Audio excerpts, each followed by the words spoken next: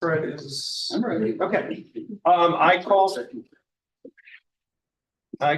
to order the special Board of Education meeting on February 24th, 2025 at 6:05 p.m. in the library of Oak Park Workforce High School, and ask for a roll call, please. Mr. Brisbane, Dr. Maharaj, Mr. Arkin, Here. Ms. Williams-Lee, Here. Dr. Livingston, Here. Mr. Brandhorst, Here. and Mr. Kowski. Here.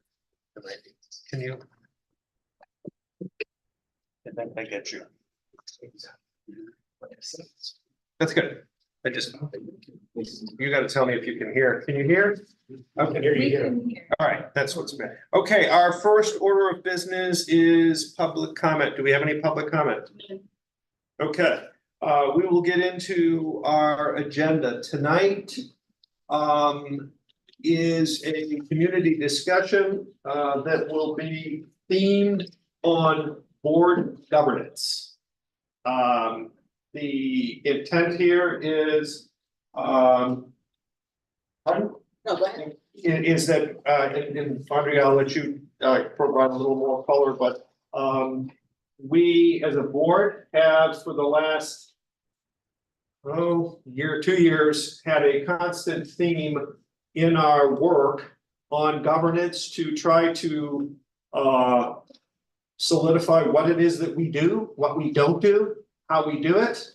And so our intent tonight is to have some presentation to talk about what our work is and what governance is. And then as a community discussion, to open it up to questions on that topic. There will be another one with a different theme, finance.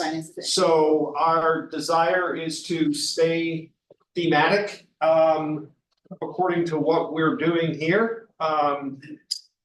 With that said, Audrey, do you have any introductory comments? Yes, the only thing that I would add is that one of the things we've been focused on as a board and the overall district has been communications. So there's been a lot of work that the administrative team has done with respect to communications. And we recognize there's an opportunity for us as board members to be able to engage more with the community. When we have a typical board meeting, there's public comments, but there's not an opportunity to engage and to have a back and forth. And so setting up a meeting where we have the opportunity to talk about governance and what we do, as Tom said, because we do recognize that it's not automatically known about what, kind of how the board operates, but then also to have a discussion piece so that we can actually engage with the community and be able to have the kind of dialogue we don't have during our regular board meetings. So that's been part of our intent of setting this up. Okay. And with that, why don't we jump into it? Just kind of share what we'll go over tonight. I mean, we'll do some talking, but we don't plan to do a lot of talking. Materials are always available, as it's being a board meeting. But to kick it off, we're doing our welcome. I'll talk a bit about our board goals, particularly about this communication goal that we have in place. We're also going to talk about the Open Meetings Act, because that's a really important part of how we show up. With some exceptions, we have to do all of our business in public. And so John is going to talk a bit about that. We'll provide an overview of the district, just some information and stats we need to know of the board, and then also our strategic priorities. So you'll hear from all of us, and then again, we'll have a chance to talk a little bit more. And so I'm going to go ahead and move it forward and kick it off and talk about our board goal of communications. So we set up goals every year, and these are posted on the school website under our Board of Education page. And we have, you can see 4 key goals for this year: communications, facility and finance, governance, and school environment. And each goal is connected to the strategic plan for the district, which we'll hear about tonight as well. And today we're going to focus on communications, having more community outreach and engagement, and how can we be more effective, be more transparent, and just equitably across the community, connect with community members. Specifically around the communications goal with communications outreach and engagement, we really have 2 key areas. One has been an outreach strategy, which we have developed. And we've done some work in the school, the school that has helped us to identify which areas of our community do we hear the least from. So who are we not reaching? And we look at things like Skyward logins, what kind of attendance we have at our parent-teacher conferences, Husky email open rates, and we've identified 2 precincts in Oak Park where we have the lowest, percentages of families, households that are looking at these things. So we're looking at how do we reach those more directly. And then also, we've been working closely with the district. Superintendent Johnson has been going out doing talks with different community groups and different organizations.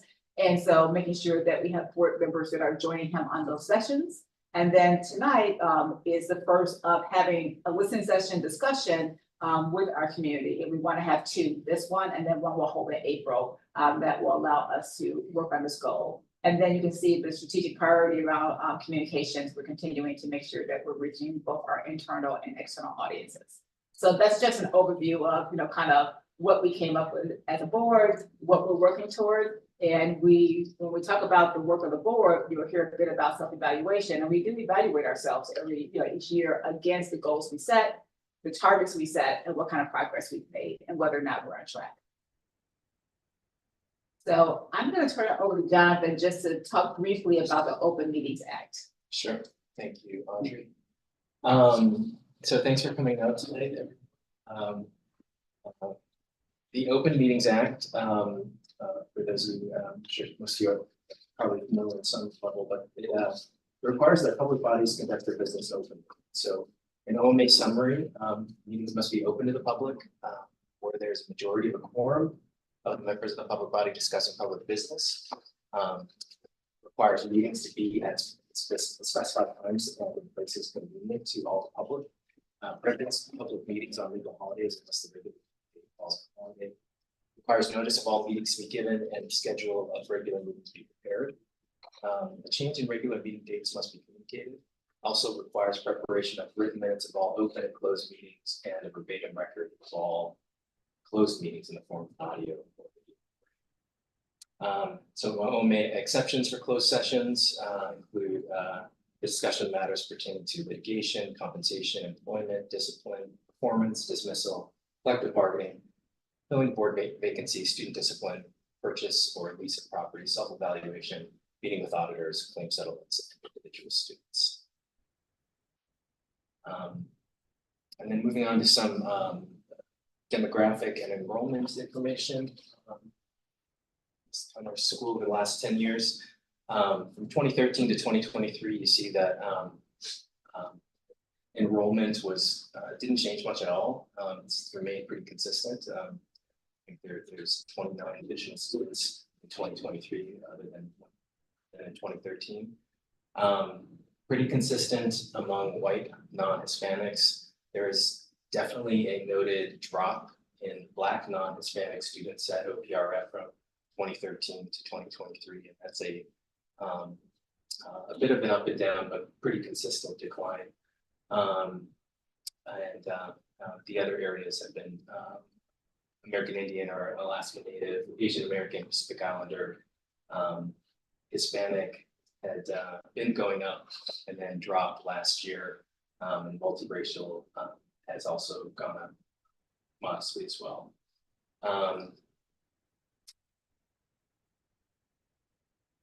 This is a very blurry, blurry. It's hard for me to read this. I'm sorry.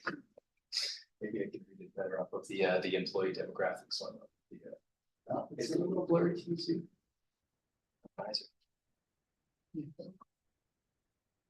That one's hard to, that one is blurry and it's hard to read, so I do agree with you. Assess this is a little better.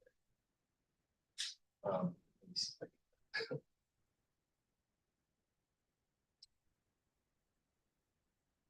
Can everyone see the slide okay?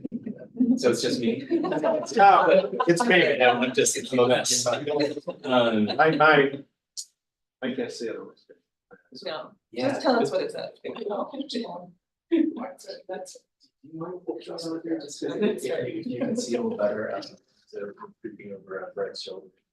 Yeah, Great. yeah, and I actually see that with my glasses off, so I'm actually nearsighted, so I see much better on the Okay. glass. A small thing, but it really looks at the employee demographic snapshot, looking at, so for this current school year for 2024 and 2025. And so I'll read to you from left to right, it has administration, buildings and grounds, campus safety, class directors, faculty, food service, and non-affiliated.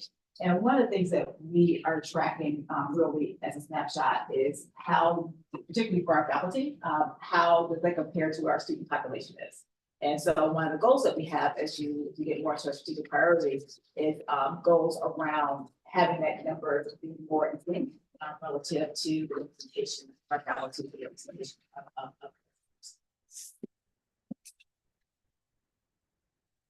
sort of the main thing that I would highlight.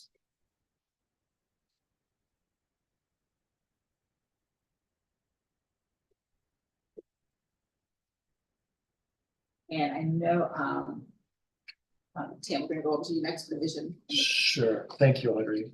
So like every other school in Illinois and like most corporations and nonprofits and institutions across our country, we have a mission statement and a vision statement and a set of things, of values, of things that we believe in. And if you wanted to summarize our mission statement and our vision statement and our statements of values, you could probably do it pretty succinctly. We believe that OPRF is a place where all students should be safe and welcomed. We think that OPRF is a place where every single student should be able to reach their full potential. And we think that OPRF is a place where we're going to make resource allocation decisions equitably. That really sums up those three things, or those three things: the mission statement, vision statement, and statement of values. Those are all on our website if you want to read them. So let's advance with that 2 slides. Let's now talk a little bit about the board itself and the board's responsibilities. And let's start by doing a comparison of the responsibilities of board members with responsibilities of the administration, especially the superintendent. Board members are really the board is really the entity that clarifies at a high level the district's purpose and its goals. The board members, as elected representatives of the community, it's our job to connect back to the community and explain what the district is doing to the community. The board has one employee, the superintendent. It's our job to hire and to manage our one employee, and that one employee in turn hires and manages all the rest of the employees of the district. It's our job to delegate authority to the superintendent for things that we can't do, to monitor the superintendent's performance and to monitor the performance of the entire district. It's our job to ensure financial responsibility, fiscal responsibility. And it's our job to police ourselves, to take responsibility for the performance of the board, how we conduct meetings, how we act in public. The administration, on the other hand, the superintendent is really the CEO of the school district. The superintendent's responsible for the day-to-day operations of the district, not the board. And the superintendent is responsible for providing leadership to every employee in the building. So the superintendent in turn works with the board, who has hired him and manages him. But the superintendent is responsible for managing all of the staff, for developing and managing the budget, for developing curriculum, for identifying metrics to monitor student success, and ultimately to implement actions to correct any gaps in that student success, all with the board monitoring that work, but the superintendent is responsible. And I'm going to turn it over, I think, now to you, Tom, to talk more about the board itself. Okay, so the board is consistent of 7 members, and every year the board votes on its officers. It's done in April, May. It sometimes is contingent upon whether there's a a public election and a reseating of the board. But the board will choose its president, its vice president, and its secretary. The president, those roles have, the board, the president, the vice president, and the secretary each have one vote, as do the 4 non-officers. So it's 7 equals in a voting stance, but the president is responsible for working with the superintendent to set the agenda and schedule, coordinate the meetings, with the vice president helping out. The president will act as the spokesperson for the board. And as I said, beyond that, the president is one of 7 voting members.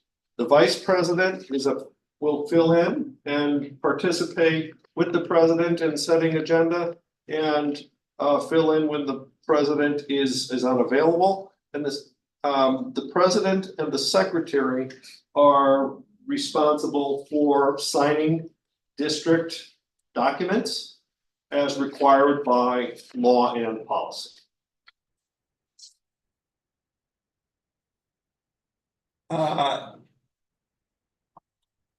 The board works on a committee structure, and so there are numerous committees, liaison roles, and working teams that really are what gets the board work done. And those committees include board committees, which are sanctioned by the board and subject to Open Meetings Act. We have a couple board committees. There are superintendent committees that are led by the superintendent, but often have board member participation.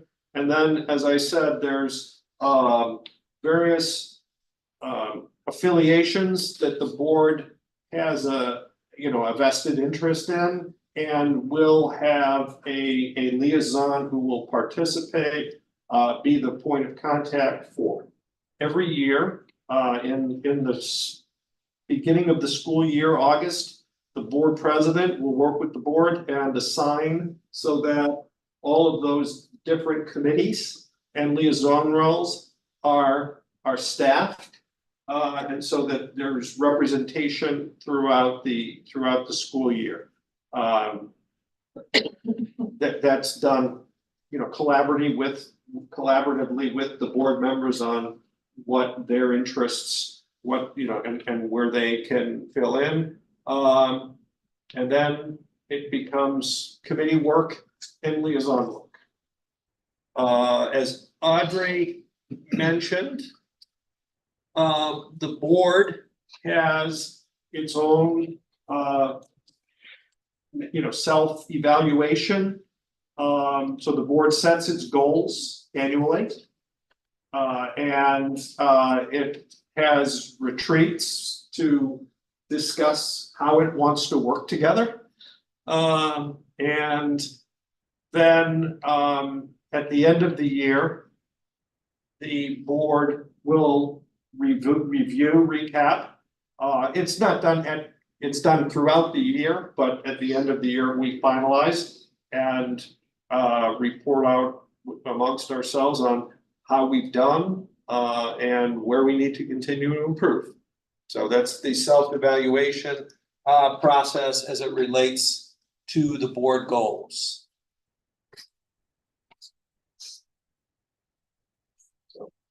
Turn over to Right. Who? to Graham Oh, Graham. first, and then Fred Yep. for the strategic priority. Yep. Thank you. Welcome, sorry I was late. So the strategic plan, I think it was around 2017, would have been the time in which the myriad stakeholders in the community would have come together to create a classical strat plan that you would think of most organizations undertaking. Since that time, there has been, I think, fine tuning or iterations to modify that plan, but the basic bones of the strat plan the district established in 2017 and has been operating to since are largely the same. So big picture, 5 elements to it. And I'll give my own quick summary of this. Priority 1, racial equity, which is a very important issue and has been in education for some time. And the way to describe that is simply eliminating the predictability of academic outcomes based on race, socioeconomic status, and other demographic and social aspects. The second priority would be transformative education, and that means essentially undertaking the most innovative and productive strategies and tactics in terms of teaching and learning within the building. Priority 3 is making sure that we have the right teachers, staff, administrators to affect those innovative teaching strategies. Priority 4 is the basic blocking and tackling of sound fiscal governance. And then priority 5 is communications, which is making sure that we as a board, the district, the administration can communicate very effectively with parents, families, community members, taxpayers, and so forth. So that's kind of the big picture 5 points of our strategic plan. I think I'm gonna just touch briefly on the first 3, and I believe Fred takes over on 4 and 5. All right, so on that first priority of racial equity, we have 2 kind of big picture objectives here. One relates to analyzing and then implementing the right strategies and tactics for teaching and learning within the building. And we kind of elaborate on some of those objectives here when you get to priority 2 around transformation or transformative education. The other main objective you'll see on this slide is ensuring we have equitable allocation of resources. That's something that any district can assess for themselves, but also there is now state law and a state funding mechanism called evidence-based funding that is a lens through which all districts can evaluate different ways in which dollars are being spent, how that compares to the state, and within spend categories where we may be lower or higher than a recommended target that the state gives, which is presumably based on evidence of what students need. All right, so if you go to priority 2, because there are 7 objectives here, I won't break down and speak to each one, but it gives you a flavor of some of the specific metrics that the administration is implementing and the board is monitoring. This is very much a board monitoring role in order to provide the transformative instruction and education that hopefully has positive outcomes for all of our students, regardless of their starting point. Priority 3, which is transformative leadership. There's 2 main elements to this. One is we would like to have a diverse teaching staff that roughly reflects the demographics of our teachers. There's a specific goal in here around increasing representation of faculty of color to 35%. This is generally a challenging objective for a lot of districts nationwide. Progressive districts are thoughtful and intentional around this.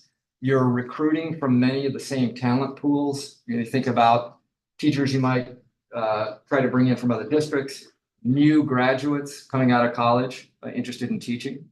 So this is one where progress at times can be incremental, but it's still a key part of our plan. It's still something that the district works aggressively toward. The board questions regularly about the different approaches we're taking and how effective they're being. The other objective mentioned here addresses retention. And whereas the first objective is an incremental process, and it can be challenging at times, the second objective of retention is a good news story because our retention of teachers is in the high 90s. This is a district where we attract some really talented folks, and we fortunately established the right kind of culture to cause people to want to stay. And the good news is also extending to all of our teachers. So the teachers of color is also something we're very fortunate to be able to have a high retention rate on. All right, so now I will welcome Fred to address priorities 4 and 5. Okay, well, thank you, Lynn. I hope I can do as well as you. So priority 4 is operations, facilities and finance. And the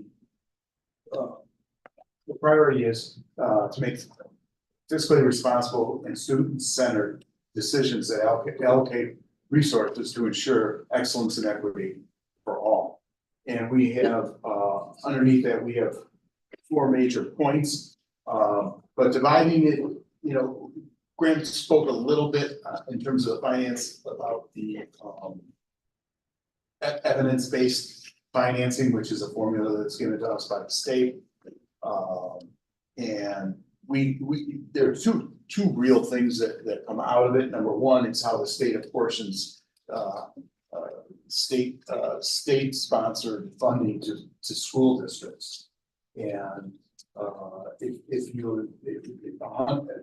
number 100 is adequacy, is 100% adequacy. If your school falls below that number, you due to the state's formula, you'll get additional funding. And if you above that number, you get less and less funding.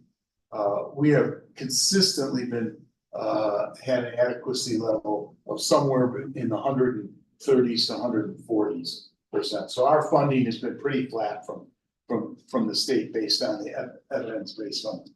But the other thing that it does, it gives us a tool to inform us as to how we spend I think there are 27 different categories of comparison, and where we spend to what would be considered 100% adequacy factor. Are we overspending? Are we underspending? It also compares by the number of lives. So do we have more people than the average school or the adequate school, or less people? And that is, it's not 100% objective. You have to take it subjectively because all school districts differ. If you were to take us and say District 211, which is Palatine Schaumburg High Schools, and compare us apples for apples, it's just, it doesn't work. They have 5 high schools. They have a full transportation system of buses. They have an administration that is off-site. It's not in one schools. We're a 1 school district. So we have to take, they have professionals that go around maybe from school to school to school where we may have those professionals just in our building. But it does give us a good, I would say, kind of a roadmap to take a look at when we're making those budgetary and funding decisions. As for the operations, you know, we also look at in terms of our operations of our physical plant meeting the needs of our students and of our staff. And I think everybody knows we took on this project back in about 2016, the Imagine project, and it came back with its final report in December of 2018 with a 5-phase plan for facilities. We are sitting in one of the major elements of Project 1, the library, which was moved from the northwest portion of the building over here. We were able to add additional classrooms by infilling that space. When we created this space here, for those who don't know, was a 1-story building. It was our cafeteria. It was 1 story. So we're able to capture 2 stories, a considerable amount of space. Downstairs, the next level down is our student resource center, which has houses a lot of our student services like help desks and tutoring centers and things like this. Even if you go down there, there's a TV and radio studio. It's pretty, and a maker space. It's pretty cool. So that other part of our responsibility is to make those financial decisions, and to maintain our physical plan. Everybody, if you drive down Scoville, you know that, we demolished a good part of the building and are rebuilding the southeast end of the building to encompass some new athletic facilities along with there's gonna be some new performing arts facilities there as well.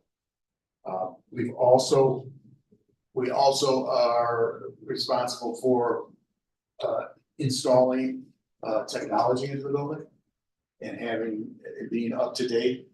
Technology is taking we've taken great strides in the use of technology in the educational system. And each one of our students is given a Chromebook. They keep it for 4 years. They have the ability, if they want to keep it beyond that, they can. But that is provided by the district, and then just to have that technology being able to be utilized within the classrooms. Just the plant of having the wireless and everything else is it takes a lot of maintenance and took a lot of investment.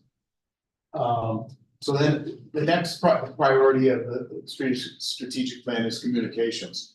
And this is kind of an area where I think the district, I think I can speak for most of my colleagues on the board, and this is an area where we felt has been deficient, where we just have not,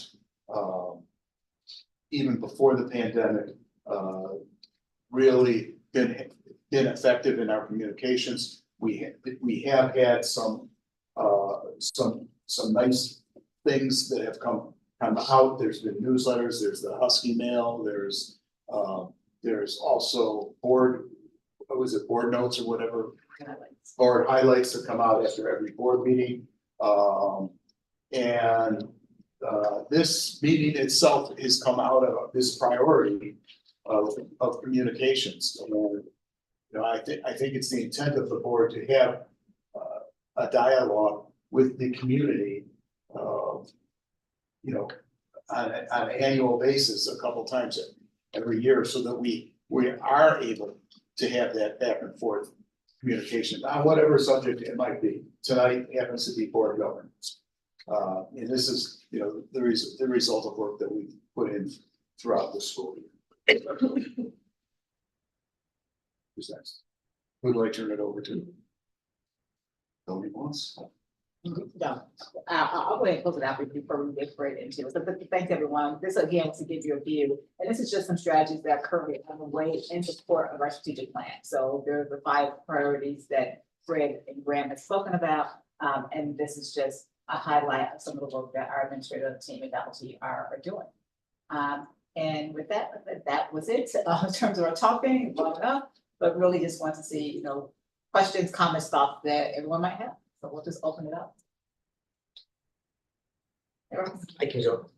So thanks for all your time. I know you guys know me and that we've exchanged whatever ideas and communications, but you want me to go up here? Yes, please, to the podium. Thank Sure. you.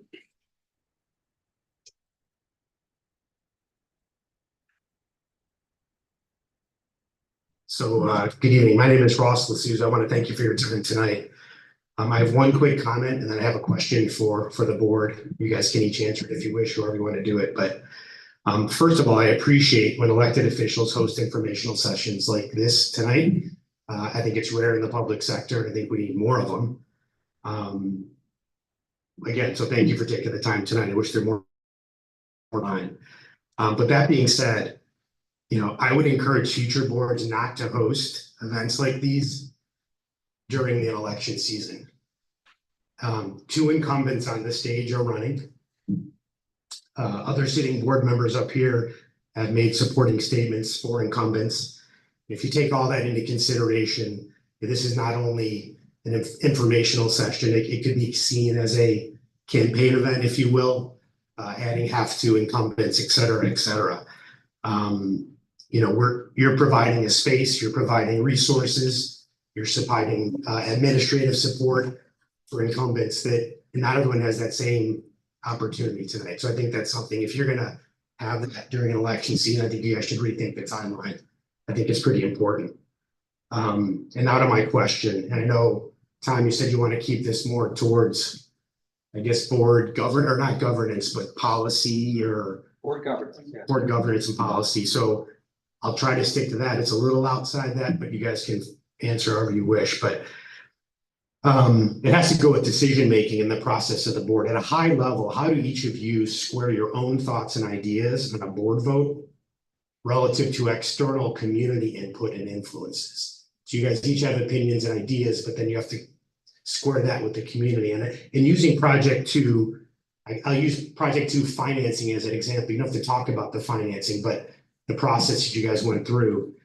You know, the Community Finance Committee of the board recommended at least some type of explicit community-supported referendum financing, just due to the size and scope of the project, as well as norms and best practices and what other schools have done. If the board chose a non-referendum path, basically just disregarding community input in this instance, the way I view it, and you guys will have your own opinion, but help us understand how you balance community wants and input versus your own views when you have to go make a vote, you know, at the board table. So that's my comment and my question. Can I start and then? Sure. I'm looking for a live. So, no, so thank you, Ross, and we definitely appreciate the feedback and the input. I do want to go back to your comment about the timing of this being a campaign event. Part of the challenge with looking at when we can do things, we look at the availability of the school, the administration. Fall first semester tends to be very busy. When we as the board put this in place and we chose to do it by April 30th, the timing worked out that it came to be this. I hear what you're saying, but the work of the board doesn't stop because there's an election season going on. And as I shared from the beginning, this is about our goals and the goals that we set and published back in the fall. And we had there, that's when we what we're gonna try to do. So I hear that it could be seen that way, but that is not our intent. There's nothing election. It's really us, you know, yes, we're candidates, but we're also board members, and our fiduciary responsibility that doesn't end because elections are happening. It's true. Anyone want to talk about decision making? I mean, I can talk in general, but maybe. Yeah, I mean, go ahead, you can finish and then I'll. Yeah, and I would say from a decision-making perspective, I was not on the board when the discussions were happening for Project 2, but in general, I can talk about myself and what I do with my peers, is when you're making decisions, you're looking at all the input, you're looking at all the data. So it means listening to people. For me personally, I listen to people, I read information, I do research, I use my experience and really try to come to what is the best decision I believe overall. The guiding principle is what's in the best interest of the district, what's in the best interest of students for what we're trying to do. And then there may be considerations from a board member perspective that I am aware of, that others may not be aware of, that you see, but it's actually listening. I absolutely listen to people. But from a leadership perspective, I should say, and from a leadership perspective, like whether it's at work or on the board, I make the best decision with the data I think is best for the enterprise overall and long term. But I don't discount what people say, but it also doesn't shift me in another direction of all the data that says this is the best thing that we should do.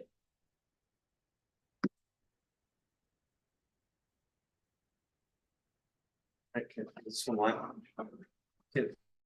Which one? This one.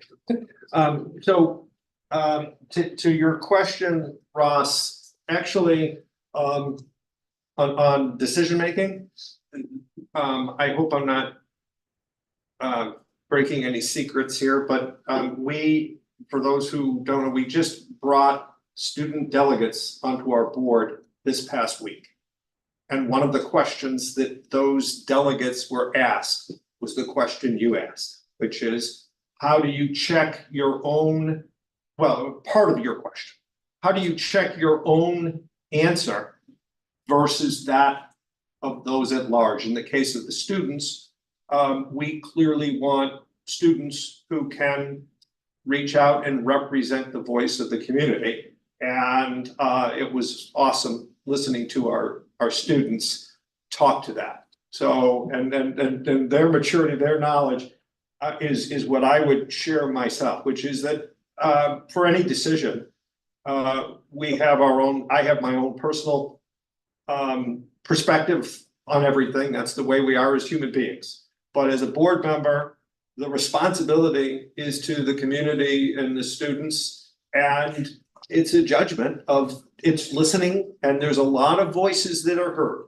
We hear a lot from different constituents, and the responsibility, the elected responsibility, is to take and synthesize all that information and come up and say, at the end of the day, what do I feel is in the best interest of our community at large and our students? And that's the process that I employ.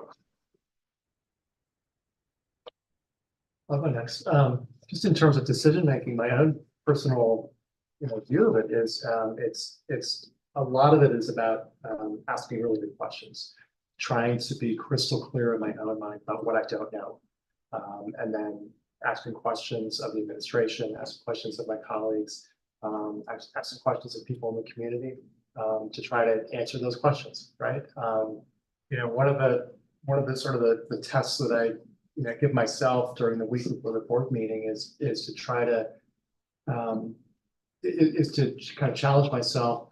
How would I explain this thing that we're about to do to my next door neighbor? Just in everyday language, taking the policy out of it, taking the, all the documentation out of it. How would I explain this in 60 seconds to my next door neighbor? And I found that, that sometimes that challenge to myself, that sometimes pokes holes in my understanding. It means I've got to go back and study it some more, or I've got to go back and reread the documents a second or a third time. So that's part of it. It's just asking good questions. The public isn't privy to this, but we ask a lot of questions of the administration during the week before the board meeting. Some of those questions get asked again, or variations of those questions get asked again at public session. Sometimes it's continuations of those questions when we feel like the responses we received are not good enough, or there's still holes in them. So there's, that's the part that you see. When it comes to stakeholder input, Tom's right. We get a lot of communication from the public, a lot, and not just from you. And the challenge there, I think, is to make sure that we really are separating out different voices, different stakeholders, and trying to be fair and balancing all that feedback. The more controversial the issue, the higher the profile of the issue, the more feedback we're likely to get, and it's even harder to sort. But I think that's our job, that's our obligation. That's fine.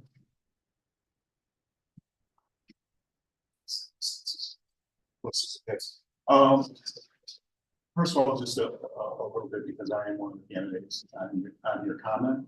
I think because you are a voracious listener of all of our meetings, that we've been doing this work all year. All right, that this is not something that just popped out. All right. And like Audrey said, we're trying to get this completed by the end of the semester in April.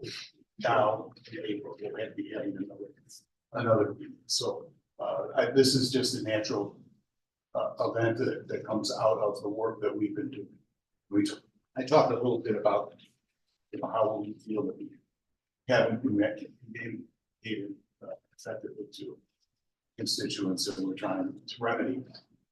As for the vote on project 2, it was very difficult. I mean, it was a difficult vote.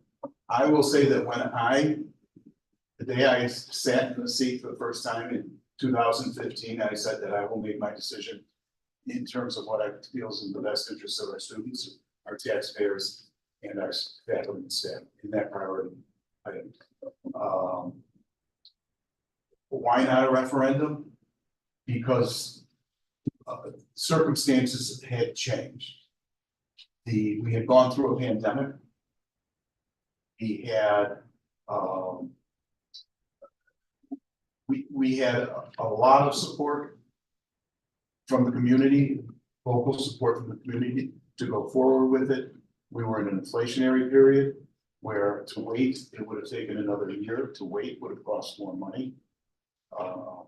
And then also the facilities were deteriorating to a point where we were probably gonna have to, at some point in time, end up shutting down portions of the facility. So I just think that we had to make that decision at that point in time to go forward.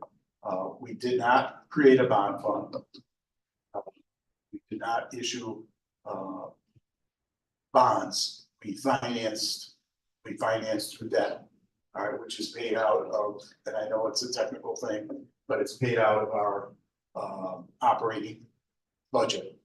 And we felt the administration had given us a plan that felt comfortable being able to do that financially without having to add a bond fund and adding an additional tax levy for that bond fund. So I think that those are things that factored into me. And I will say that there was a majority of communications that I received from the community to move forward with it. And we could have gone on for another 5-10 years with the same thing. And our students deserve and deserve to have a facility that is accessible and a facility that they can properly learn in and properly have their activities without undue danger to injury. So that's one of probably the reasons that I made the decision at that point in time. Do you want it? Okay. This is dead though, right? Yeah, that's not the live one. And I don't have it. Here, just switch. We'll hang flexible here. Switch chairs. Yeah, just go ahead. Just watch out the cords. Yeah.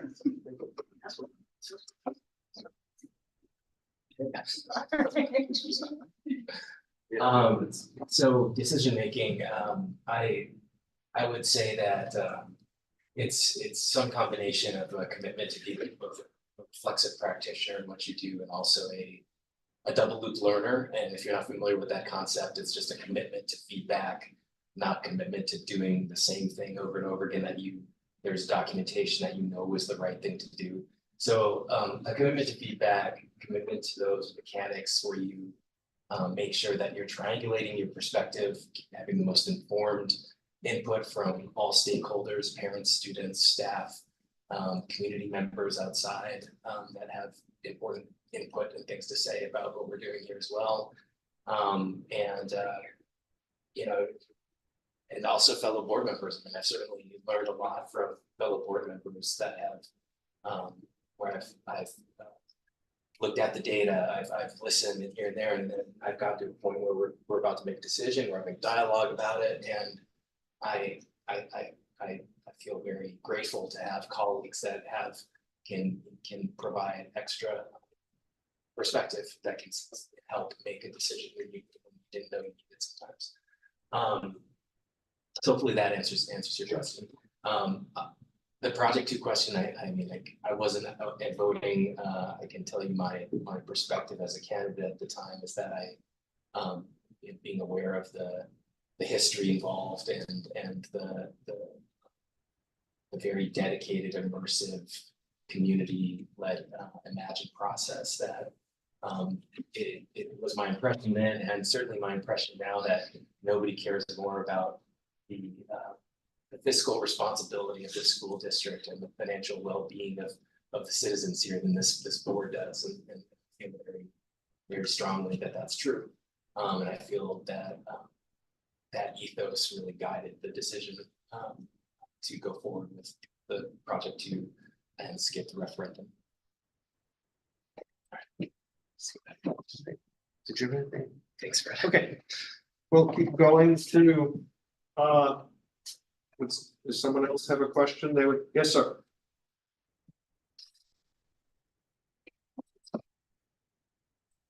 Hi, my name's Steve Lefko. I also really appreciate the openness and the chance to have a conversation, and especially the exchange, like you mentioned. It's one thing to listen all the time, but it's another great thing to open yourselves up to questions. I'm gonna put my goggles on and read something. I want I want to read a paragraph from the Illinois Association of School Boards real quick, and then I want to follow up with a quick question.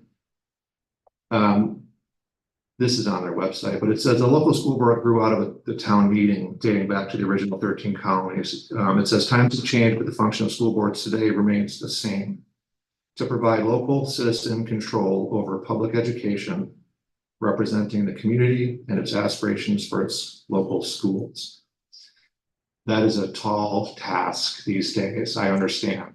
But I think it's really beautifully written, and it's the challenge of all of us to try to make sure it comes true. Some would say that public elections are a way to create that control. I would say I agree with that. I think to some extent that's really true. But I also think that if you look at school boards, especially our school boards in our surrounding communities for the last 10 years, and you look at the frequency of unanimous votes, that I'm not sure our community's in control. Because the voices that I hear, the comments that I hear, they're not unanimous. And so board members and elections are one way to suggest that you have, I'll just read one more time. Provide local citizen control over public education, representing the community and its aspirations for its local schools. The elections are one way to do that, but I would ask, knowing that we're not talking about ceding control, like having other people come in and do your jobs and so forth, that's ridiculous. But what do you do? Maybe you could rate yourself on a 1 to 5 scale. How do you feel that you're doing as far as making the community and the community's best interests, have that be what's controlling your decisions? Like a rating 1 to 5 or whatever kind of comment you might want to make in response to that.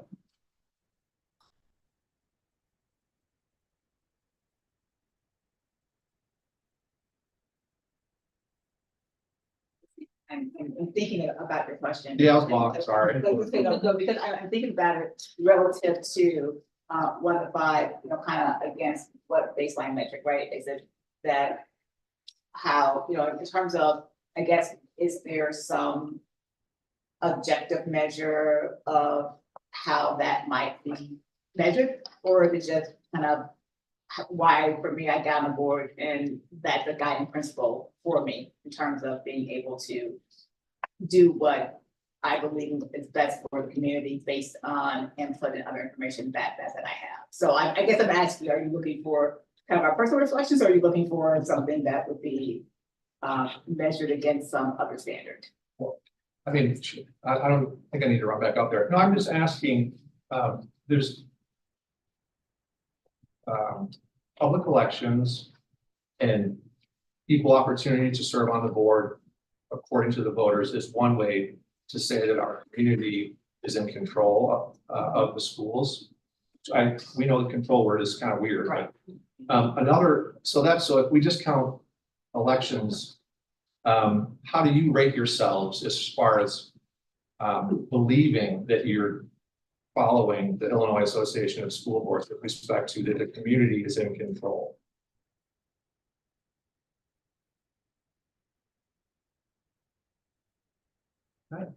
Audrey, you want me to take crack at that first? I'm just still, yeah. Yeah, Steve, I think of it in terms of stakeholders. So I think of the community as being a stakeholder, but I think our students are our most important stakeholder. I think our families are you know, are close in importance. Our faculty and staff, all the adults in the building, non-family community members. The institution of D200, the institution of the high school, that's a stakeholder.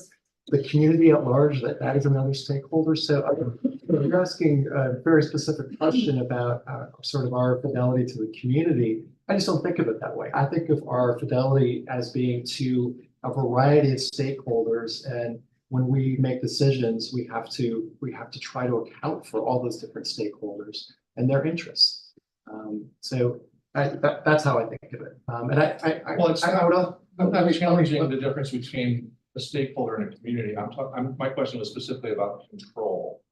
Yeah, I think that you are. I think that you are looking at the unanimous votes or the lack of maybe contention or contested votes at board meetings. As a, you know, a reflection that we're not representing all parts of the community.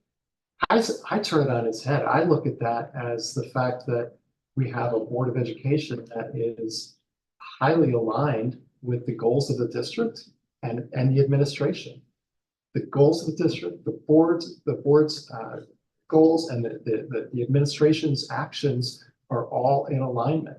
And so when the administration is bringing forth an agenda and bringing forth initiatives, it's likely, because we're all rowing in the same direction, it's likely that we're all going to be in agreement. And that doesn't mean that we're in agreement about the details, right? And that's where pushback. It definitely means that you're in control, but that's not my question.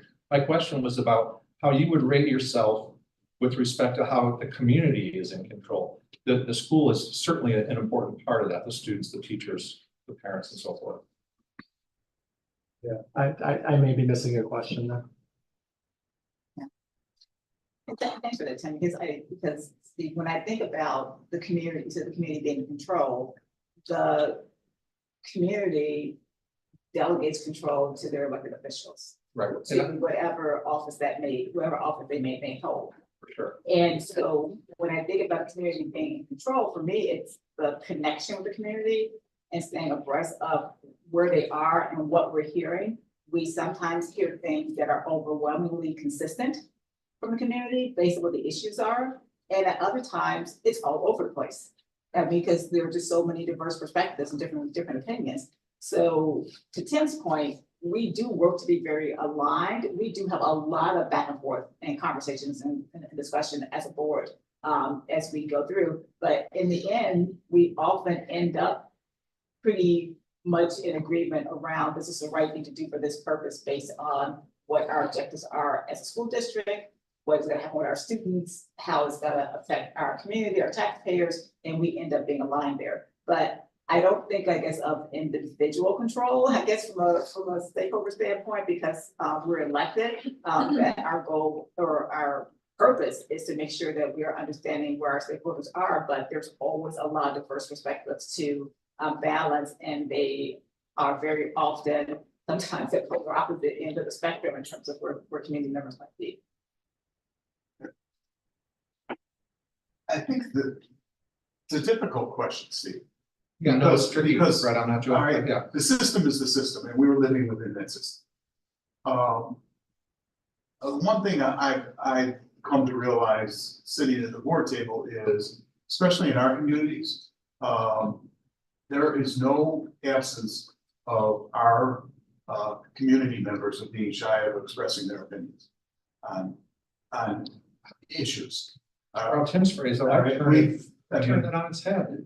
I think John could attest to, I remember the meeting in the old library with the whole racial equity and Nate's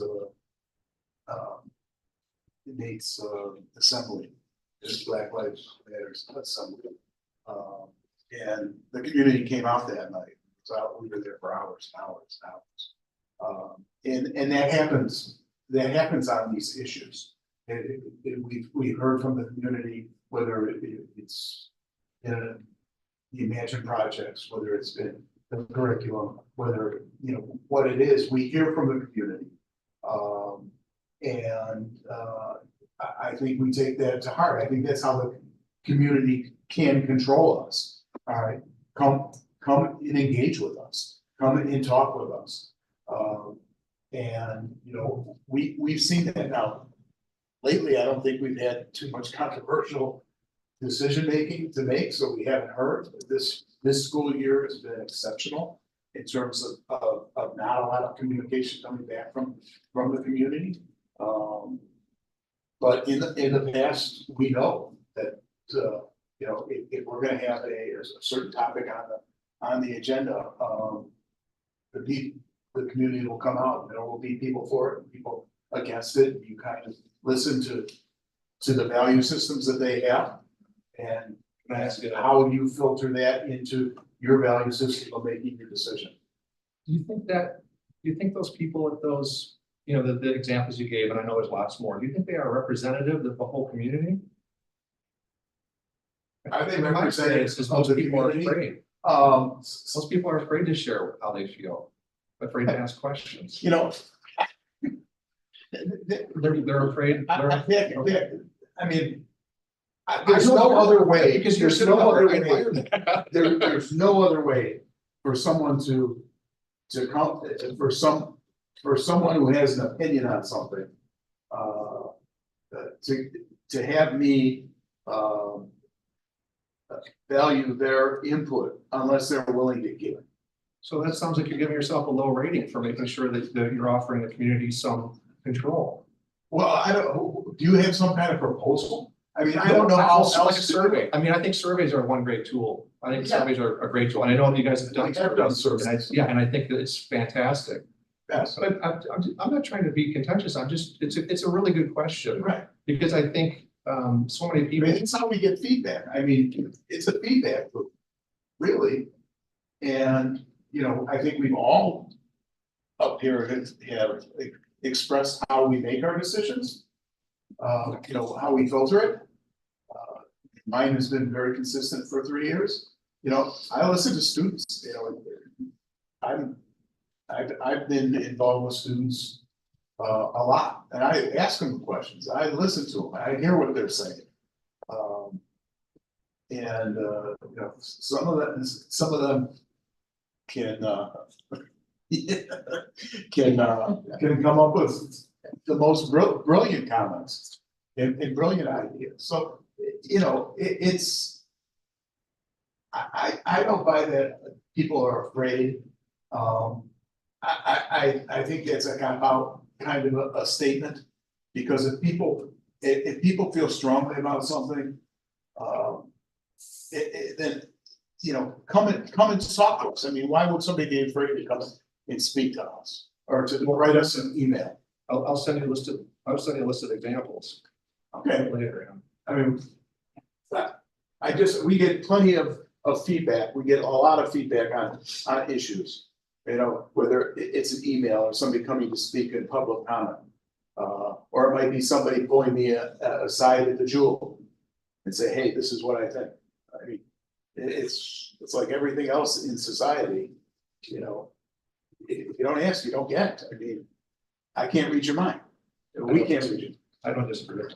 Well, so one thing for that, I will add to the piece, because I smile when people are afraid, because we're in a very local community. However, what I will say is that we don't have the level of engagement that we'd like from the full community, and that is what led to some of the focus we're doing with our board goals and figuring out how do we hear voices that we don't typically hear. So through focus groups that the district is doing, through the superintendent talks going out, to us doing things like this. I mean, getting our newsletters, but part of the intent is how do we kind of get all the voices or get more voices in? So I do concede that there are folks who, for whatever their reason may be, perhaps it is a fear, so I shouldn't dismiss it, but you know, it may be I just don't feel comfortable, or it's just not convenient for me, or it's just not in a way that I know how to go about doing it. So part of our focus on communication and having that added as a goal to the strategic plan, and us focusing on that as a board, is to try to hear more voices, you know, so to not just have it come our way, but for us to go out as well. So that's what we're trying. Excellent. Thank you. Yeah, Wait, can I? Oh, she has a question? I mean, if you're done. Yeah. Did you want to? I just wanted to just really, because we touched on it, but I think that, you know, an important part of what I think you're getting at is that we need to be committed to an ongoing assessment of the best ways that we're reaching out and collecting feedback. And I think we do have work to do there. I think that, you know, I think we should be, you know, doing more survey instruments over SMS technology, stuff that can go out to, you know, people's fingertips. You know, there's things that we can do better for sure that to help us get the maximum amount of voices involved. That might be reluctant to step out, like really look at the ways that how can we make it easier and just, you know. Yeah,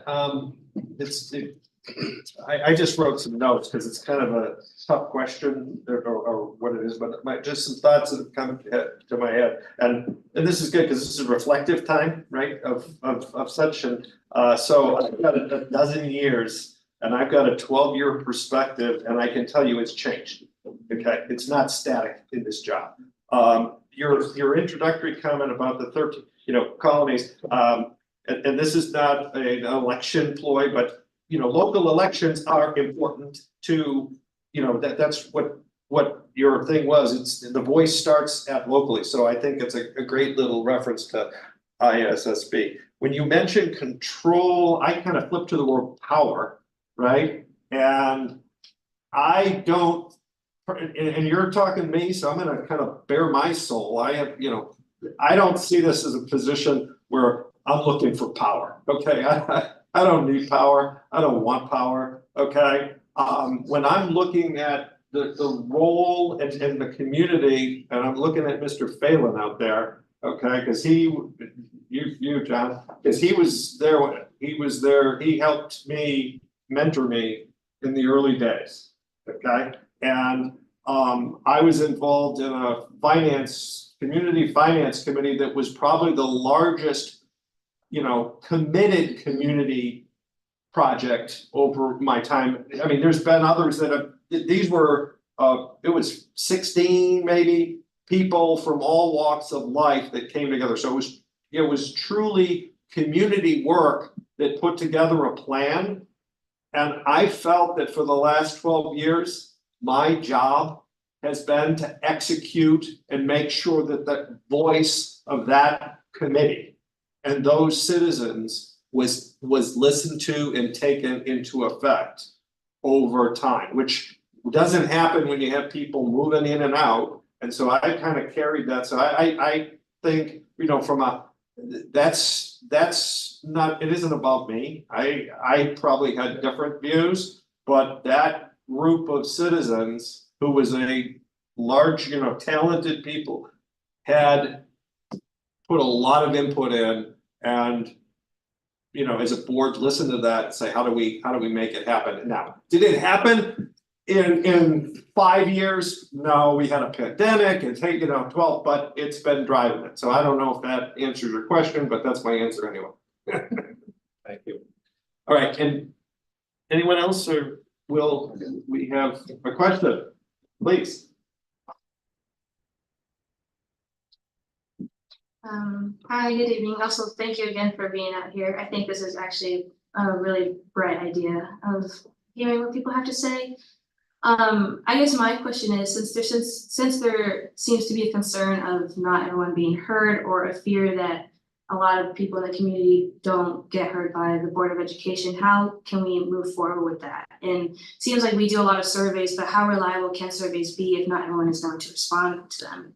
Like, could we possibly talk to or host people at like student halls? Would we go at knocking on people's doors, speaking of certain concerns that we could benefit the community? I'm wondering how we can possibly take away the concern of people not being able to speak up or being scared to even be able to speak to you guys at like Joel Lasco. Thank you.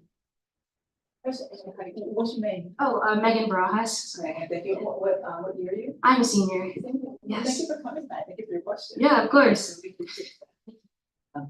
So Megan, some of the things that we are trying to do, as we've been talking about, is really look for a way to identify who we're not hearing from, right? So I mentioned earlier, there's no work to say, what precincts within our community do we hear the least from?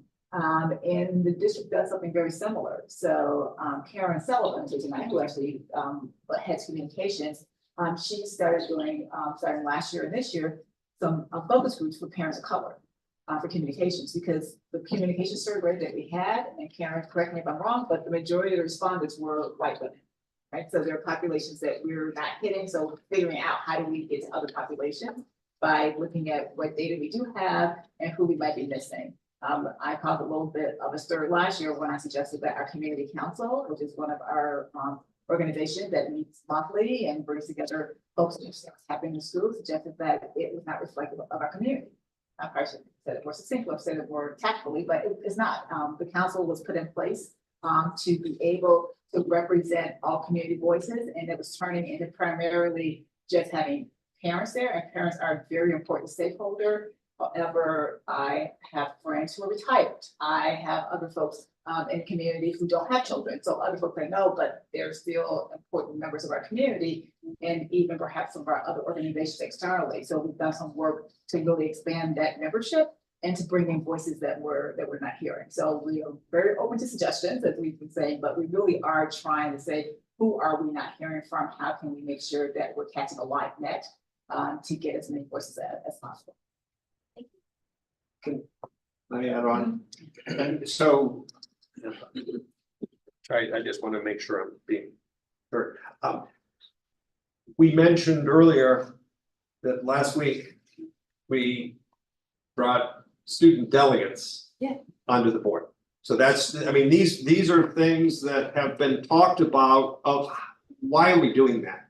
Is to try to enhance student voice. So there's community voice, but there's student voice, and how do we reach out more and get greater student voice? So that's it, and as was communicated last week, it's a pilot, okay? We don't have the magic formula of how it's gonna work, okay? We're gonna try it, we're gonna make it better and try to make it better than that to get our students who then can reach out and we'll probably do a lot better job than we can to those pockets, right, that we can't reach. So these are just different populations, but different ways to try things. Because we know there are many pockets of voice that are unheard. And you know, people have 2 jobs. There are people who work, they don't have time to sit and come and listen and talk to us, but they have needs. And so how do we reach them? It's a big challenge. Others?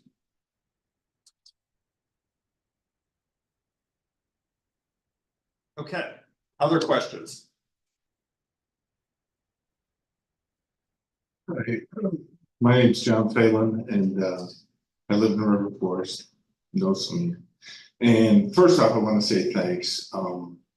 We live in a time in political circles where it's hard to tell heroes from villains and people get cast. And I was really appreciative of the civility tonight and the civility that we show, because I think that's so critically important. And separating from the heroes from the villains in local government, the people who step up and serve our heroes.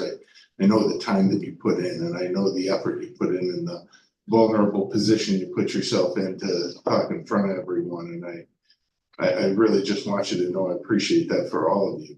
And so I'm going to ask you a nerdy question about governance that sort of relates to what we're talking about, which is when you talk about stakeholders and you talk about the community and you talk about how to hear from people, what are the, and by the way, in my understanding, in school district, the board is supposed to direct the administration through policy in order to accomplish the goals of the community. And so the question that I would have are, what are the touchstones in governance and policy that you can point to say how, what demonstrates your priorities of who to listen to? Because obviously, you know, sometimes it's just the squeakiest wheel that you get to hear when you're sitting in a position like that. And the people who talk the loudest, and I'm sure you hear from the same people over and over in long emails, at least that was the case when I was there.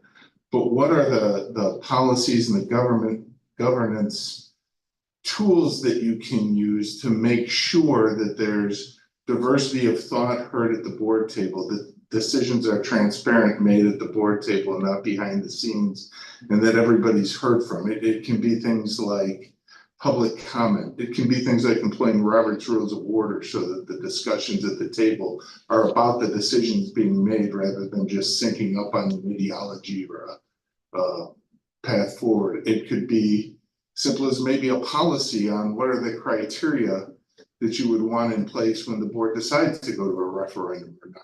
Since there was a referendum decision with no such policy in place, are those the kind of things that you can put in? So maybe there's things you think of now that are in board policy that show how you listen to people, or what are the things you would think of putting into board policy to sort of objectively set up a system where you hear from everyone?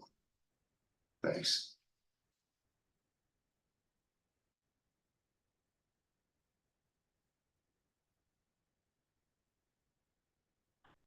I'll start from all that, then love it with my fellow board members. One of the pieces that you mentioned, for example, in terms of public comment, I would love for us to have more public comment.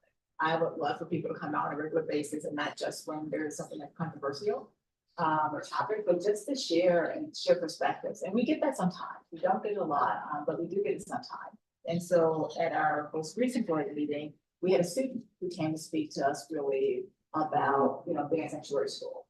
About our statement from 2017 and suggestions for updates, right? So we look at those things and we take those seriously.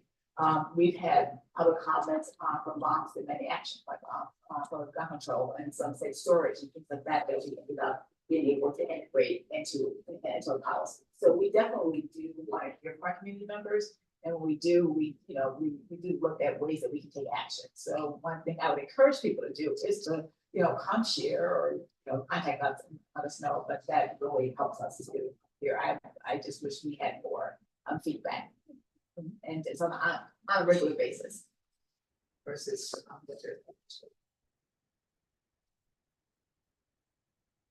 I think that forums like this are important. I wish there were more people here to come and listen. Maybe there are people online that are listening, but they're not interacting. But I think I have been an advocate of more town halls, round table discussions, whatever it might be, is to go into the community to be there.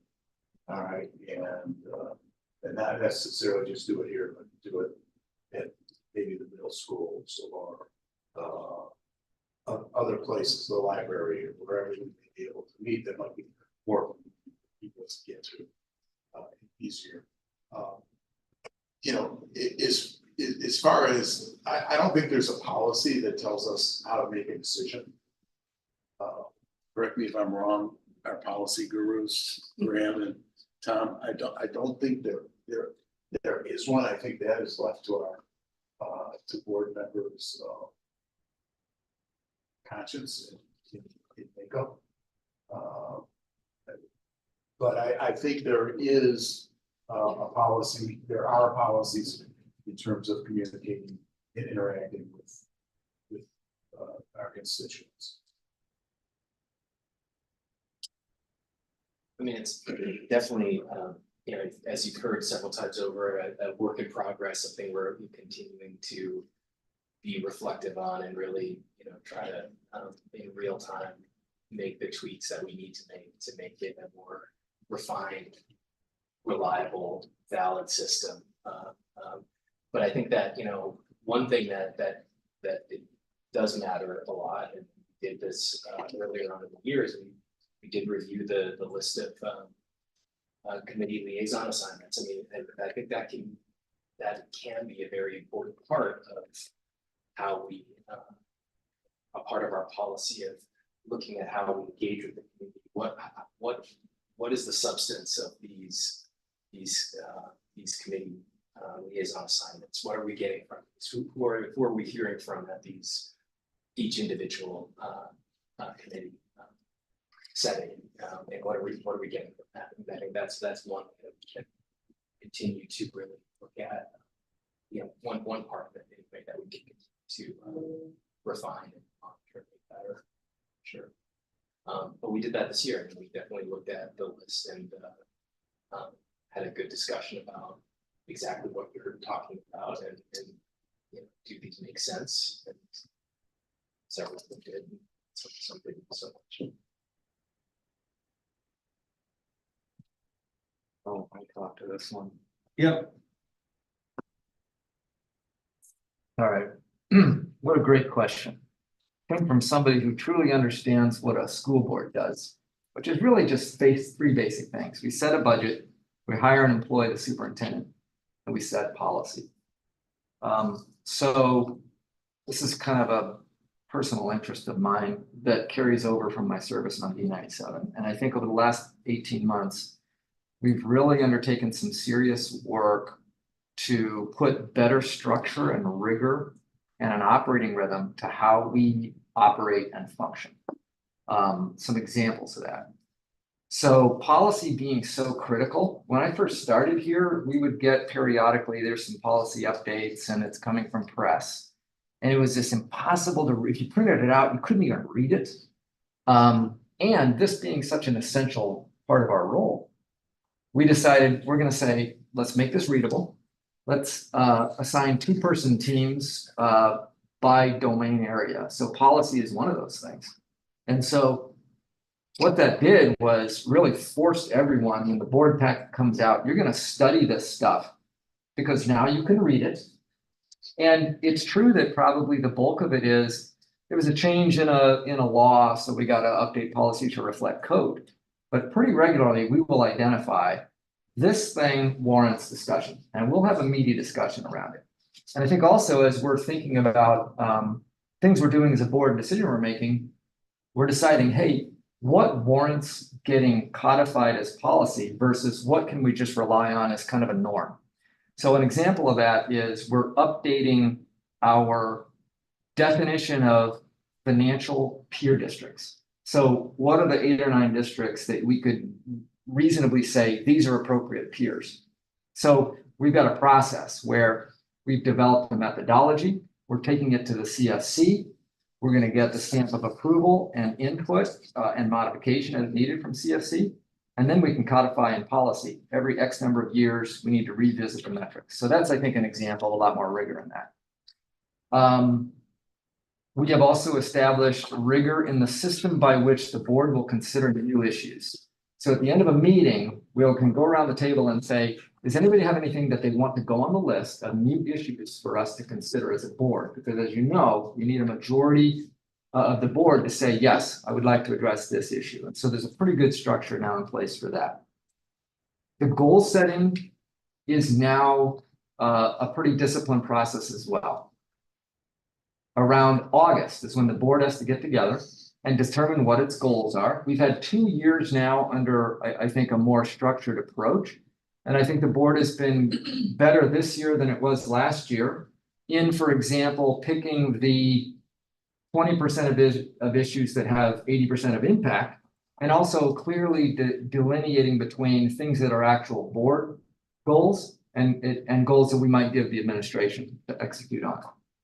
All of this, you will now see in each board book that comes out in the section called governance. You're going to see a Board of Education member manual, and it has basics about the district.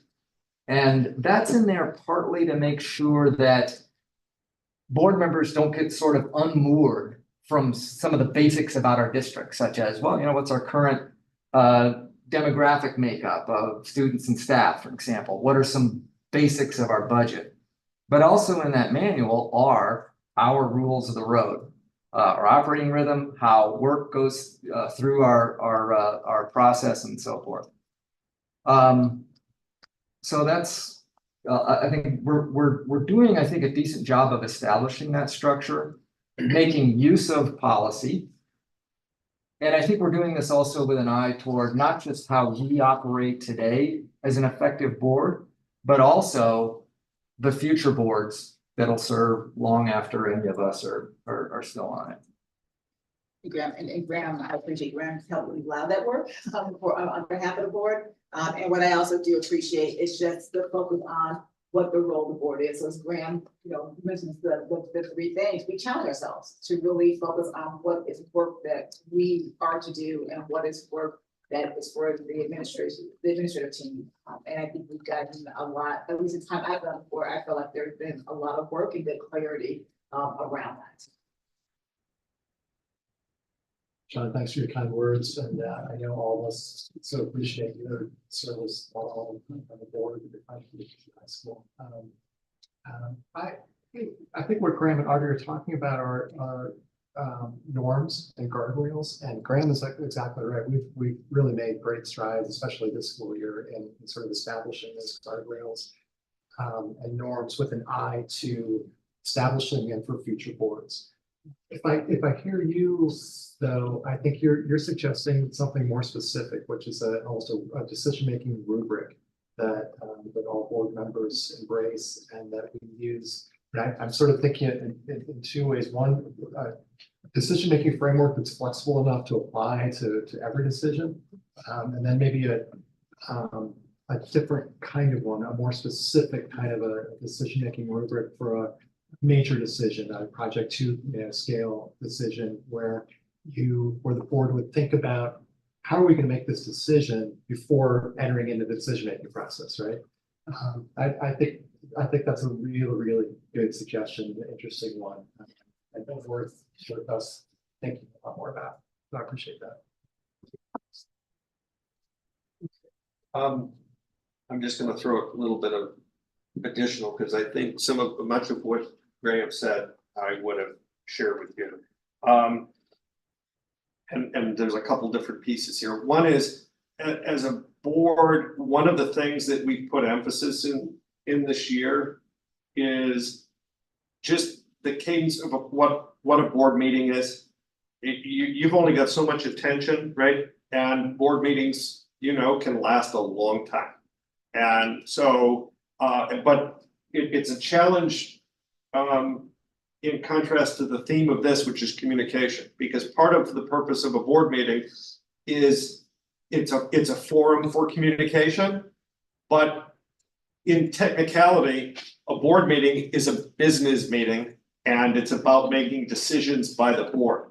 And so we are kind of in that constant struggle, and we've tried to say, we need to put our energy behind, these are the things we're going to be voting on. They need to be where we put the majority of our time and our discussion. Once we vote, we're done. Then it becomes maintenance. So we've tried to shift.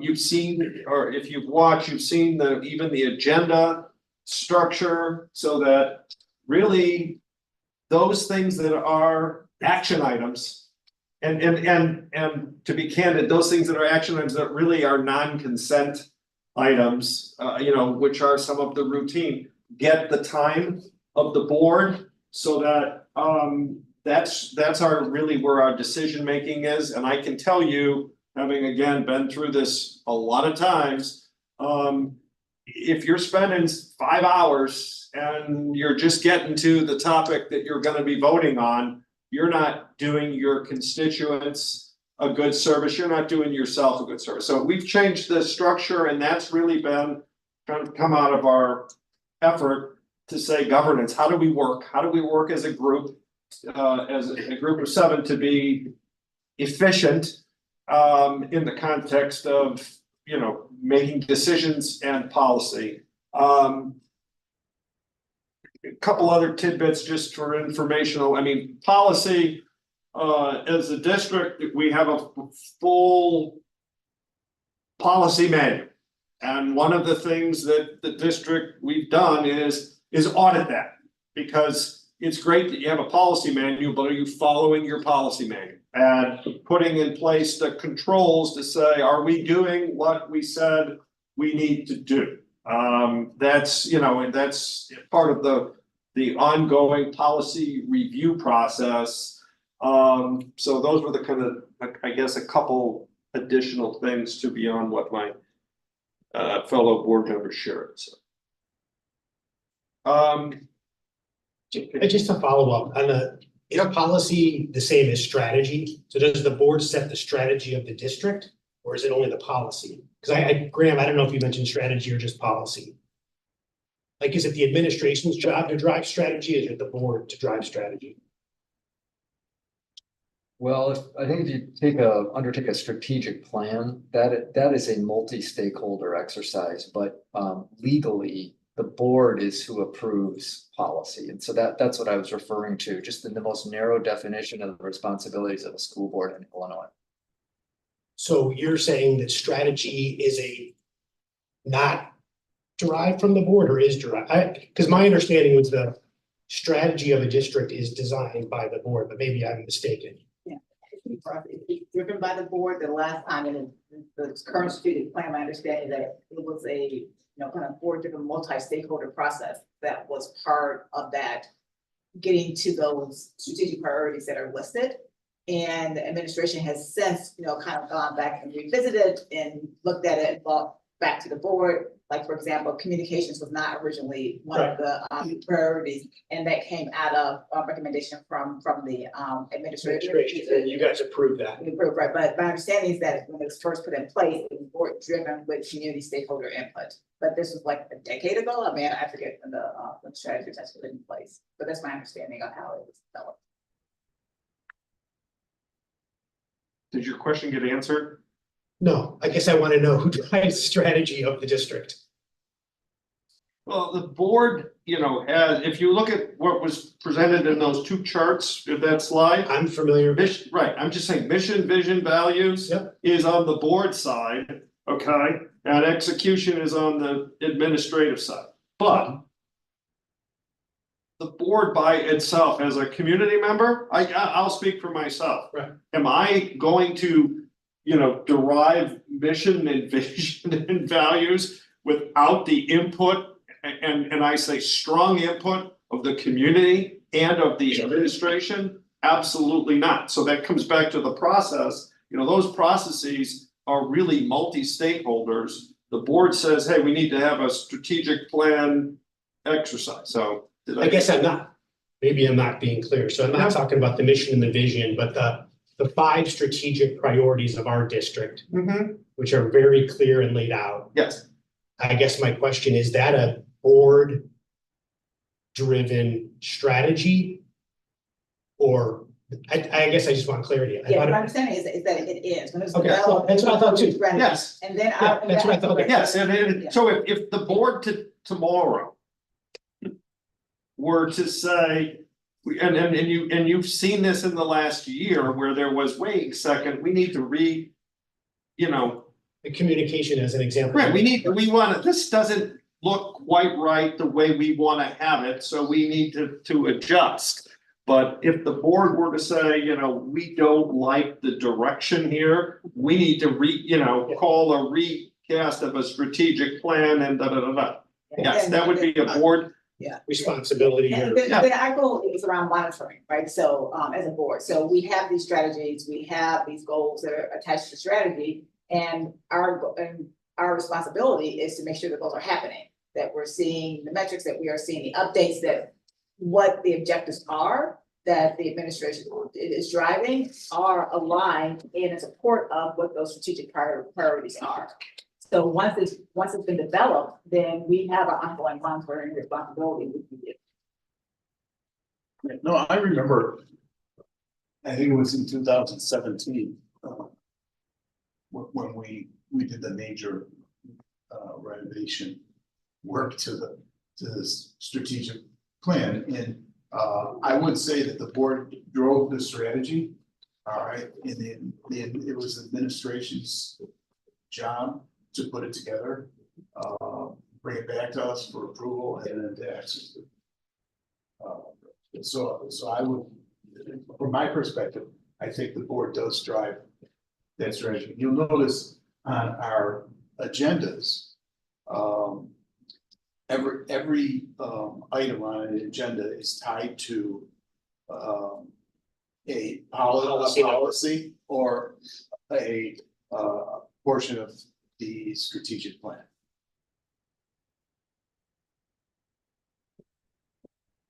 Other questions?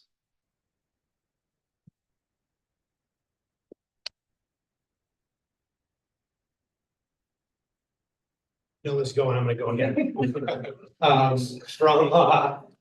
Sometimes I hear the concept of speaking as one board. So if you have a vote that's 4-3, you have to move along as one board, but you may disagree with the policy. I worry that, or maybe I'll phrase it a different way. Does that translate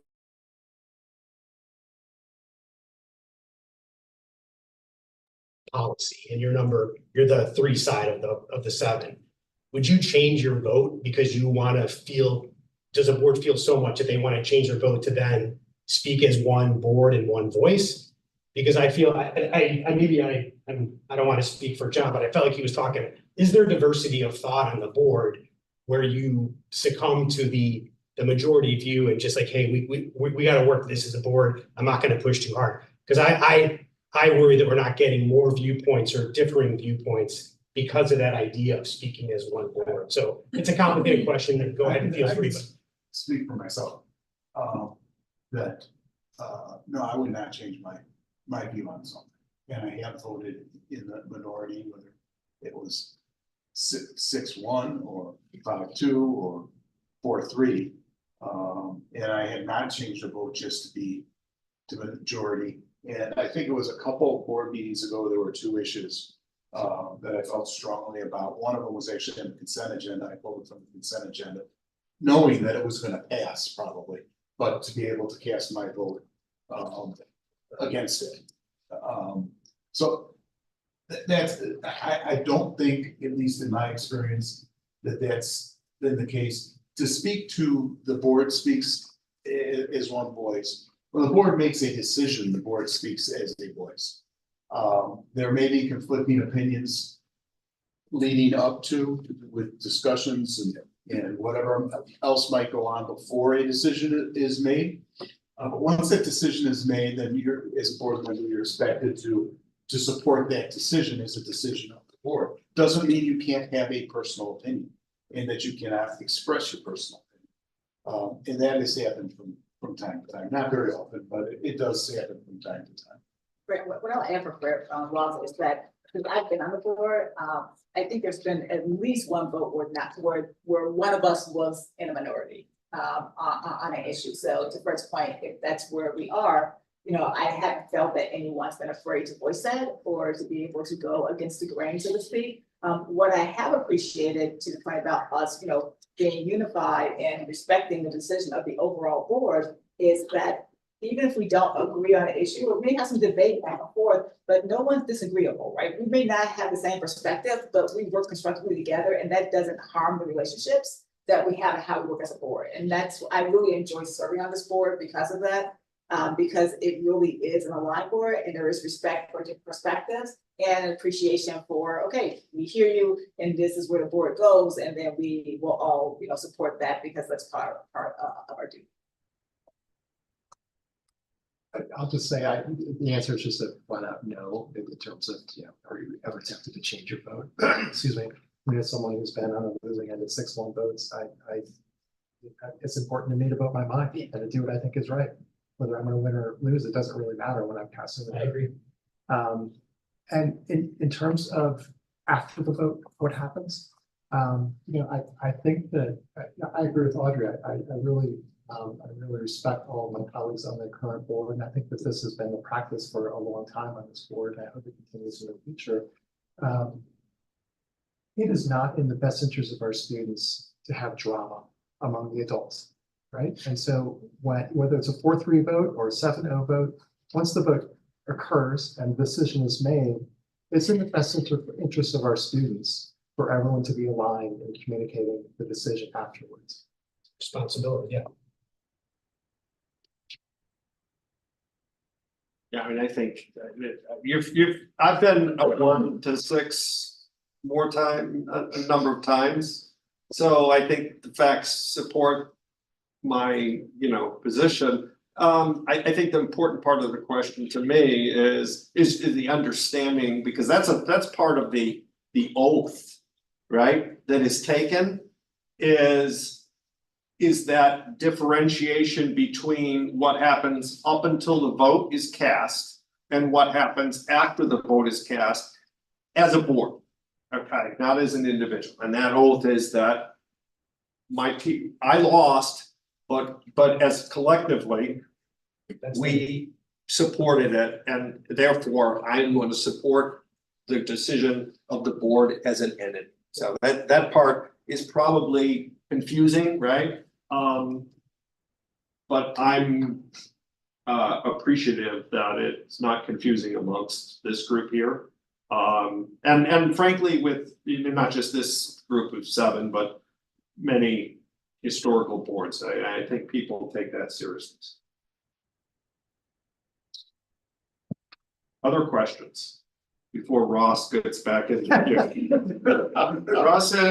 Give it a minute, give it a minute. no, we'll give everyone, yeah, he's on his C list, so.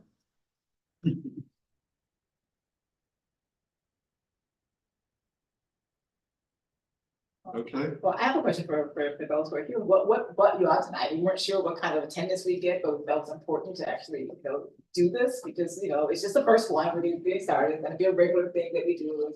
We share a couple times a year, but I'd be curious what got you out tonight? I came because I thought you had cookies. You gotta come to the regular board. I cut the cookies. I'm gonna go. I was gonna say it's been on the Instagram, OPRF Instagram page all week. So I recognized 2 faces and I was like, I should come in there. Thank you. Yeah. Communication, it's worked. Instagram. Yeah, My comment is, it's, as I said, it's rare that you get a dialogue. I think, to Tom's point, there's work to be done at a board meeting, and you can't sit there and talk to people for an hour, which is, I respect. But it's rare to get to talk to people and to have a conversation. And so that's why I came out. I try to stay involved and be educated. You guys have all received emails from me, I'm sure, but you don't get to talk to folks to hear their perspective. So that's why I came out. thank you. Also, in a way, I feel like it brings some sort of humanity, and you don't see I was there, as it was mentioned before, there's like a sense of power when you're looking at this school board of education. They sound so intimidating, and you see like a picture of all of you guys. Like, who are these people? I don't even know them. So I think having these sort of meetings can also not only bring some sort of familiarity with students and other people of the community, but a sense of like, oh, you kind of understand what I'm thinking or what I'm trying to say. And it's like, not only you're understanding that, but you're also trying to understand all the voices that are in Oak Park and the forest. So I think this is also really great, especially with more regularity, maybe not like every week, I'm not really sure. Yeah, I'm not sure how often this, or how frequent you guys would be doing this, but maybe more this happens, the more people hear about it, they'll be like, oh, maybe there is a reason why I should come, or you know what, I've been thinking about this recently. So I think this is also a great step to how it's. And this is a great example of the power and the wisdom of student voice. So thank you for being here. Thank you for talking. Thank you. It's wonderful. That's what we need. Yes. Yeah. Please. Is there a real time like where questions would be popping up as somebody who's at home who can't come to the meeting? Is there a real time ability to send comments or questions? Is that happening or did that happen tonight? Nobody joined. Nobody joined. Okay, there is. It's streamed on YouTube. But you do have the ability. If I was home, I can write a question based on somebody's answers then in real time? Here, but not at one of our regular board meetings that would. No, but I mean like in this kind of town hall format.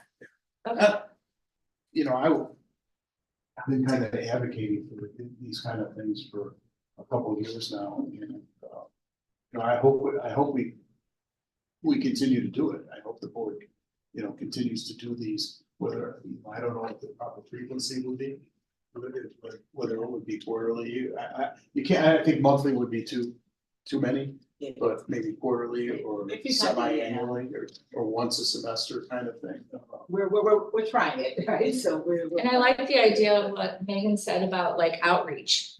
Me having come from immigrant parents, they would not come to this, they will not say, but if they have a small group or somebody approaching them and say, tell me what you're thinking. That my parents would probably do, or people of, the community that is working 2 jobs, they don't have the time. They're like, my kids at Oak Park Forest, they better be doing a good job, because that's why I'm here kind of mentality, because I have to work. I don't have the time. But if somebody were to approach me and say, tell me your thoughts, what are we missing? That I think is adding that human touch to it too. Cause, Can yeah, I build on something Fred said? So when I was at D97, we also had this sort of pent up desire to get out and connect more with community members. And underlying that is this equity notion, because if you think about stuff that we do go to, we have board meetings, and you might have committee meetings, you might have community council and so forth. That's great for the parents who have the privilege and resources to come out to that kind of stuff. It's not really us getting out. I think boards have sometimes had a paranoia around OMA rules, or somebody's gonna ask a personnel question we can't talk about, or they're just simply afraid that if there's some kind of controversial issue in the community, they're gonna get, some heat. But the reality is that's what you sign up for when you run for a board. So I think this is a goal we started thinking about last summer. Which is why this has nothing to do with an election season. We're trying to create routines that strengthen the connections between our board and the community. The next iterations of this, whether that happens quarterly or not, we might consider, this is still a pretty formal structure, and it has to be because there's more than 2 of us here, 3 or more board members, we got to follow OMA rules. We might want to consider 2-person listening posts at varying times and at varying locations in the community. To exemplify that, I'll admit my failing here.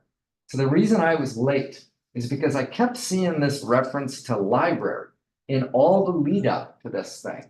And I got a text saying, yeah, we're gonna do this at the library, blah, blah, blah. I had so presumed that this was about getting out in the community that I showed up at the Oak Park Public Library at 5:45, because I thought, yeah, we're getting out in the community. Penetrating into this building after hours, in some ways, has a lot of friction to it. The front door is locked. You might come in, if you haven't been here before, you're not gonna know where the library is. You're gonna wander. There's not necessarily a lot of people here to ask. Eventually, you might find yourself up here physically.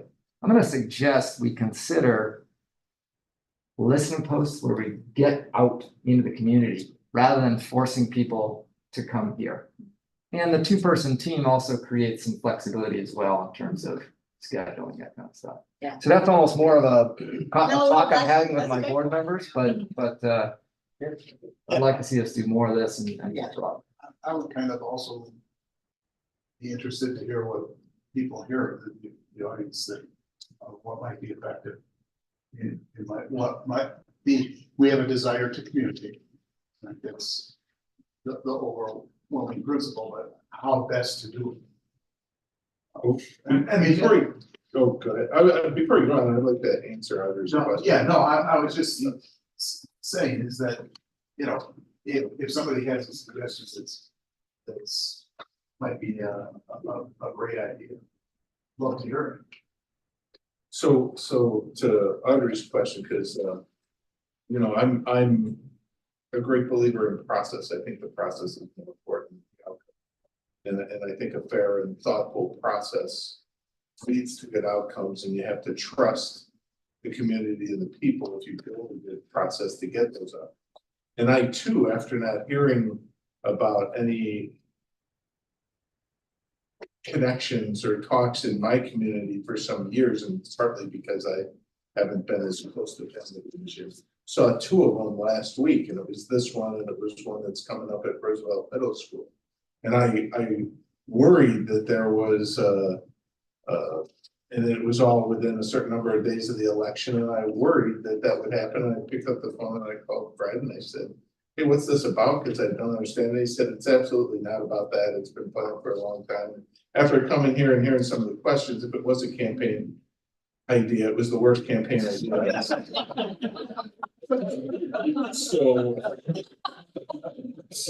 So it was nice to come and be assured that wasn't a concern I should have had or needed to have. But it is kind of what brought me out, because I think it's really important especially in the day and age when things are polarized. And I heard some talk about, you know, equity and privilege, and yet you're hearing from Washington talks about eliminating DEI programs, and people are polarized, and, you know, then there's people in the middle who don't have a home and don't know how to think about it. And so there's so much going on that a lot of it can be solved by making sure that there's a fair process. And that's why I asked the question I did about the policies, and where in those policies can you build a process that's fair, so that as community ideas change or evolve, that there's a place that they can come. And to your point, Fred,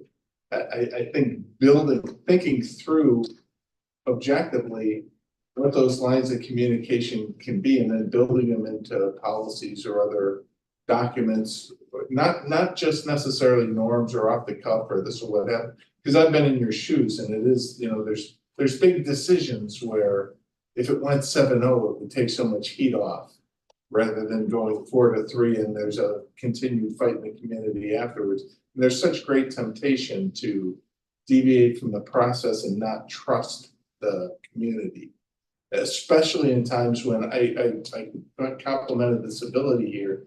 I detest the incivility on social media and other places where people feel they have the right to mistreat people who are their neighbors, and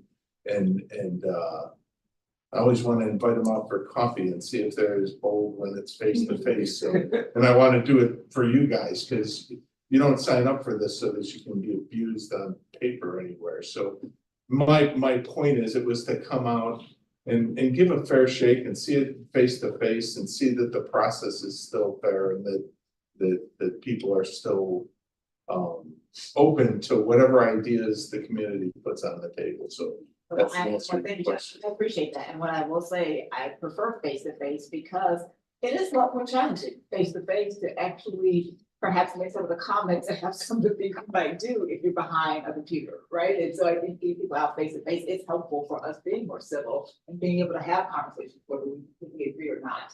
I think it's really important to do.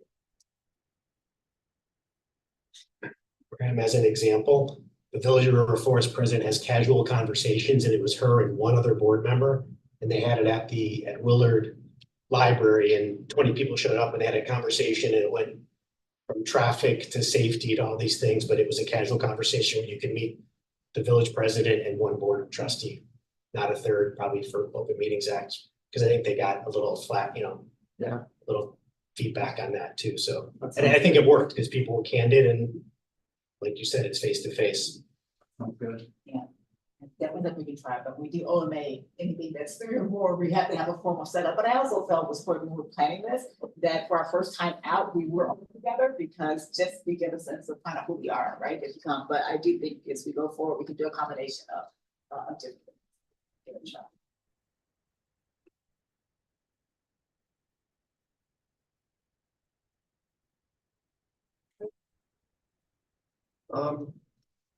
Well, we have used our time, and first of all, John, your comments on civility resonate. I've been to a few different forums in our community, and it comforts me to see that we can be adults with different opinions, and people running against each other, not chopping each other's necks off, but actually reinforcing many of the positive values. So I appreciate your comments, and the rest of the world can be on fire, but we can have ourselves, and this is the community we live in. So I appreciate it. I appreciate the questions. I love the student voice. And we will continue to try to get better. So with that, this is the formality. I move to adjourn. All in favor? Aye. Any opposed? Thank you. We are closed.